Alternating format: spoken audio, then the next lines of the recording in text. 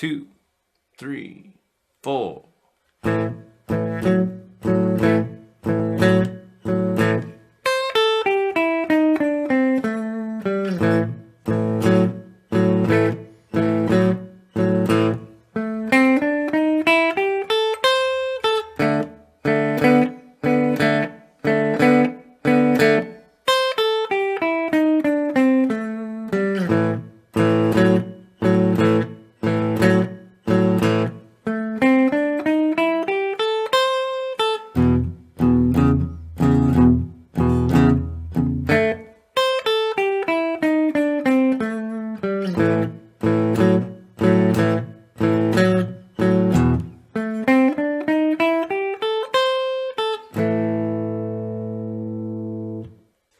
Hey everyone, Griff Hamlin here. Welcome and thanks for joining me today. In today's video, we're going to kind of break down something a little bit more for the beginners, but also potentially if you're a little bit more advanced, but maybe you get a little bit lost sometimes when you're soloing or when you're playing a blues, not really sure what chord you're on. This can help with that. This will also help with your triplet feel and your counting.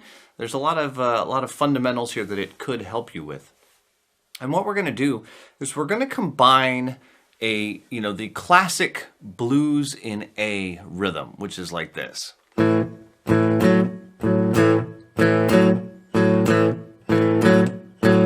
So if you're not familiar with this rhythm, what I'm doing is I have my open A string and I have my first finger at the second fret of the D string, which is an E note, second fret there. And I'm kind of going back and forth between those two notes, and then I'm taking my third finger and stretching it out to the fourth fret on the fourth string.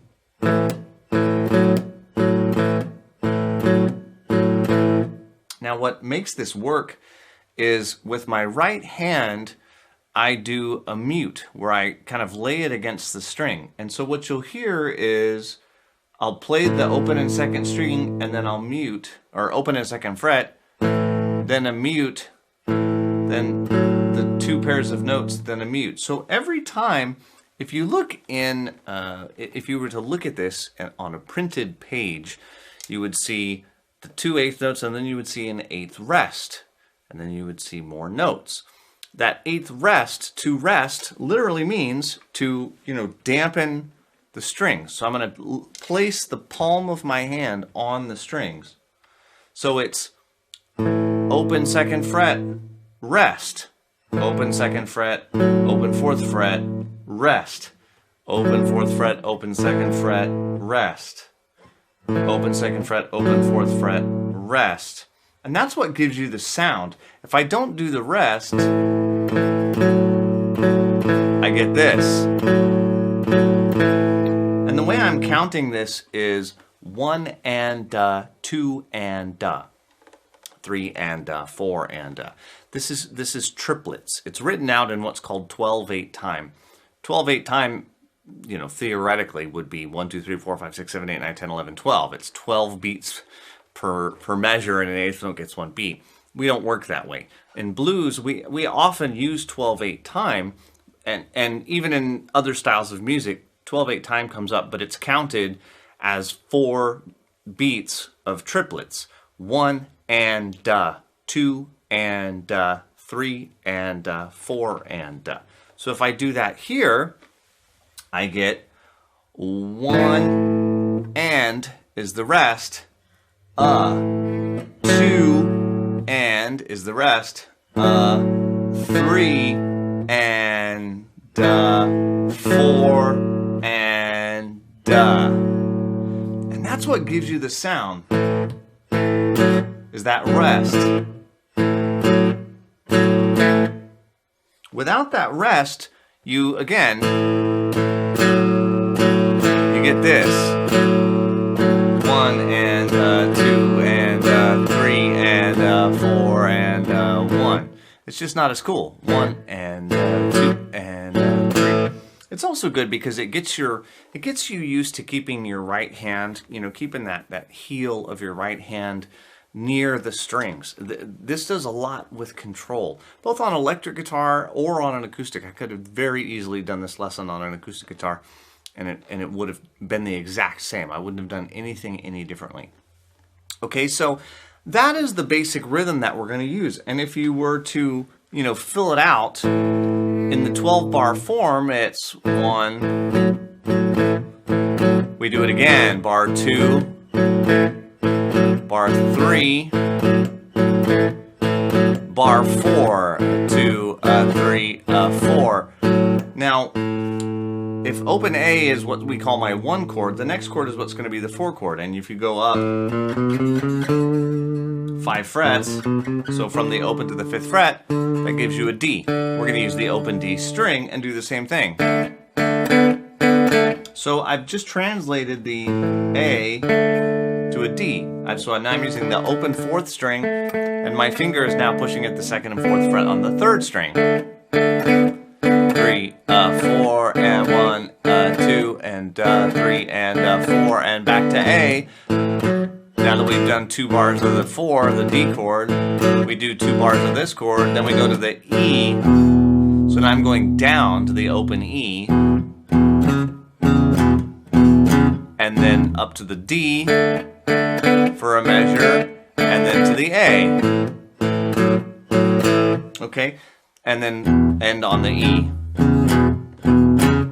Now, probably you're already familiar with that, and I may have even taken more time than I should have to explain it here, because there's certainly other videos that go through that. But I want to make sure that we have that foundation. The other foundation that we're going to use for this particular example is the A minor blues scale, what's commonly called box 1. Okay, and the way to play that, it sounds like that and looks like that. Starting from the 6th string, it's the 5th and the 8th fret, the A and the C. On the 5th string, it's the 5th, 6th, and 7th, D, E flat, and E. On the 4th string, the 5th and 7th, the G and the A. On the 3rd string, the 5th, 7th, and 8th, C, D, and E flat. On the 2nd string, E and G at the 5th and the 8th frets. And on the first string, A and C, which is again the 5th and the 8th frets. Okay, but here's the thing. Solos don't go that way. Solos don't start down here and then go up. In fact, we almost never use the low, we almost never use these strings when we actually solo. So what I want you to do is I want you to get used to practicing it from up high, for one thing, instead of down low. So we're going to start at the highest note, the C. And we're only going to go to the 4th string. And we're going to start from the 7th fret on the 4th string because it's an A. Right? So we're going to get used to playing the box in small pieces. You'd be amazed how often I can teach this to somebody and they'll go home and learn it over a week or two and feel like they really got it down, and I'll say, okay, now start it at that middle A, and all of a sudden it's like they've never seen it before. It's like they've never played it before in their life. You get used to seeing it in a certain way, and so I want to get you used to playing this scale not from the very bottom and not just from the very top, but also in the middle. So that's another little bonus here, another little side benefit of this particular video, okay? So what we're gonna do now is we're gonna mix the two things. We're gonna mix this with playing the scale. Okay, but there is a method to the madness. You're gonna play, one of the things about soloing that's really important, and it's a great tip for blues soloing, and it's something that I don't hear talked about very often, but it's a rhythmical concern. And that rhythmical concern is to not start your blues licks on beat 1. And it makes all the difference. And I'll do another video about not starting your licks on beat 1 because it really is important, and I should demonstrate some of the differences. For right now, please just believe me, and we'll just assume that you don't want to start on beat 1. And in fact, it sounds best if you can start on an off beat. Okay, so you could start on beat 2, but it'll sound even better if we start on, say, 2/3 of the way through beat 1 on the Okay, so what I'm going to do is I'm going to play through a whole bar of my rhythm, 1 and 2, 3 and 4 and 1. I'm going to go ahead and hit that down strum on the second bar. And then, I'm going to let pass, and now I'm going to start and play my blues scale. And 1 and 2 and 3 and 4. Now, when I get to beat 4, I have a couple of choices. I can just stop, okay? I can just stop and have that whole beat to get to, back down for the next measure, right? So I could go 1 and 2 and 3 and 4 and 1 and 2 and 3 and 4 and 1, and I get back. That's fine. The downside is that it ends the lick, which I know it's just a scale, but it's still a blues lick. It ends the lick on beat 4. And again, it's one of those things where you can do that, and it's just okay. If you were to end it on an offbeat, on the of 4, it would sound better. But then you wouldn't have as much time to get to the next chord. So it's a little bit of a catch-22. So I wrote it 1 and 2 and 3 and 4 and and I went ahead and put one more note there at the end, okay, so that you can see 1 and 2 and 3 and 4 and but then right away you got to get right back. Okay, so we have 1 and 2, and I'm just playing the rhythm now, and 4 and 1 and now I'm playing my scale, 4 and and yeah, I held that through 2 beats. So I went 1 and 2 and 3 and 4 and You could go 4 and if you wanted, but again, it's just not a sound that I really like. So I'm trying to make this a very musical example. So I don't want you to read it. I'm going to provide tab for this. It'll be on my website, but I really don't want you to read it. I really want you to just think about, okay, well, if I'm not on the and of 4, I'm not done yet, and just keep playing through the scale, right? And you'll get 1 and 2 and 3 and 4 and And if you just think about it, you'll get that. And I'd really rather you do this from the inside with counting and keeping track of the beat and everything. If you can do it that way, you're going to get a lot more out of it long term. Yeah, you could just read the tab and you could just play along, but that's not really going to teach you how this works and how you could do it for yourself, because ideally you could put any lick there. Okay, so it could be 1 and 2 and 3 and 4 and 1 and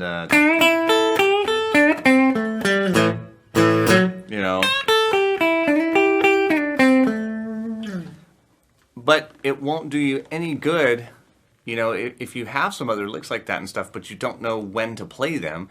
It's not going to help. So it's only going to work. That kind of thing is only going to work if you really know what those spaces are, how big they are, and you're able to keep track of them. Okay, so let's say we did it once, and we went down.